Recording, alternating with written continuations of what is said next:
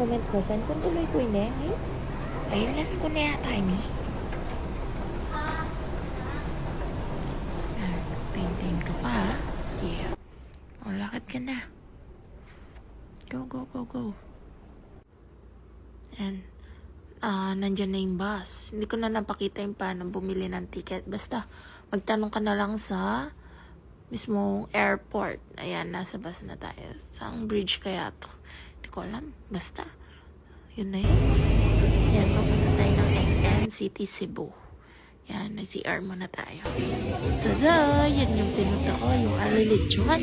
Ko, mararap na ako na yun. Mga duling-duling na ako. Oh, first bite. Oh, danoy! Di na ako masyado nakapag-video.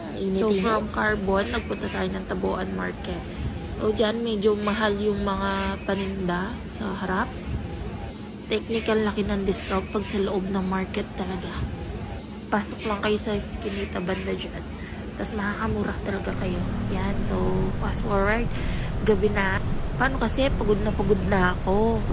Natulog muna ako sa hotel. Basta yung hotel ko, malapit lang sa SM City Cebu. Doon sa harap lang. Ano pangalan kasi? Ayun, naalala ko na. San Vida Tower Condominium. So, sa sobrang pagod ko, dapat di man ako mag-hotel. Kaso, nag-hotel akong di oras. Kaya wala akong video dyan. Kasi pagod na ako. Daming bit-bit nun. So, nakatulog ako. So, gumala tayo ng gabi. Pupunta tayo ng Laanyo, saan? Cebu. Yung market, night market tayo. Food park, basta. Yun na yan. Hanapin muna natin. Yan pala, Cebu Mercado. Ayan o, ang cute ng mga sushi. Tapos ito, masarap. Yung tapioca, mango yung nabili ko. Yan. Lakad lang. Ito, must try nyo sa Cebu Mercado. Yung mango sticky rice nila, sarap. Ayan, nagbook lang tayo ng angkas para papunta dun sa hotel natin. Kasi pagod na ako dyan.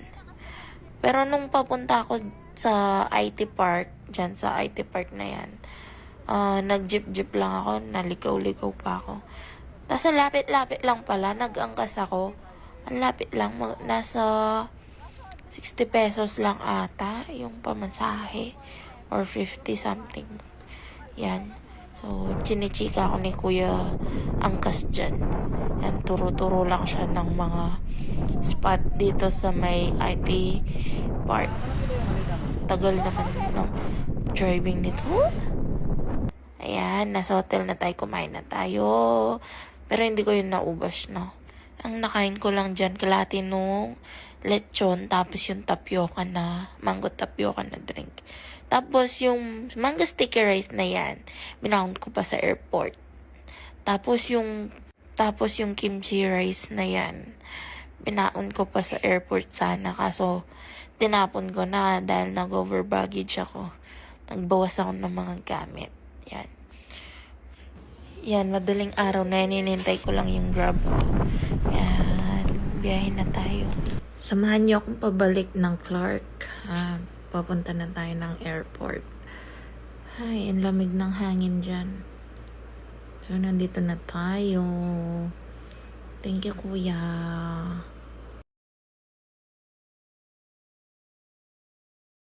Thank you, Kuya, sa paghatid. Kunin lang natin yung gamit natin. Okay.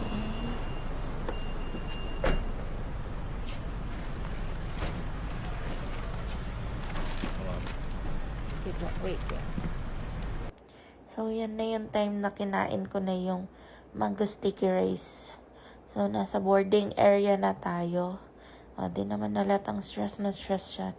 Kasi nag-over baggage tayo, mga day. Nagbayad pa akong 600 plus dyan.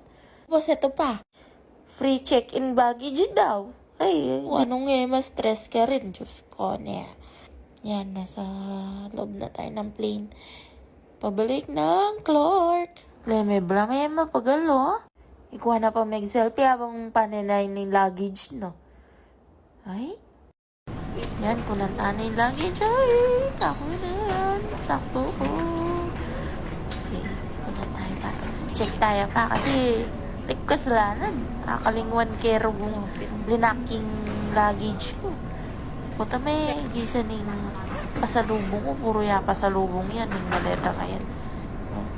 Ring drive pusit ko ang pondanggit. Chula pa kaya. Talo. Pataretang dried mangoes. Ayan. Ayan. Palang naman. Siya. Tignan natin. Sarap natin. Nagpapang na niya. Pinuperin na kay bag ko. Ang gixit na natin. Muli na. Mapagal na ako. Wala mo. Balik bayan ko na. Nungarig ko ba? Ay, kamelawe ka. Wala mo ating kasundo. Muli na. Excited ko na nga kitipangkan.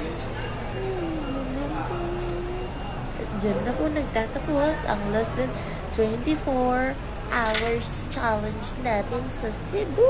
Bye-bye. Bye guys. Uwi na ako. Pagod na ako. See you on my next travel. Bye-bye. Don't forget to subscribe and like to my channel. Bye-bye.